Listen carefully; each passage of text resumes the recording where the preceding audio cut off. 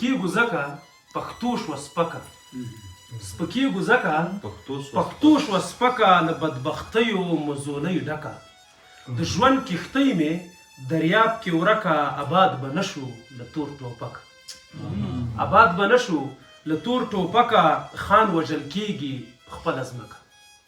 آباد به نه شو له تور ټوپکه خان وژل کیږي په خپله ځمکه او پښتون یو نه شو مرحوم بابکه پښتون یو نه شو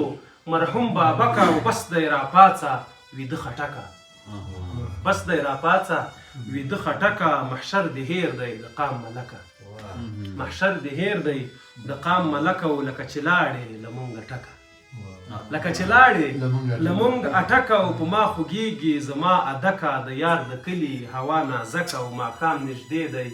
انتظام وکه او خوږمن له جامه اخلي مچکه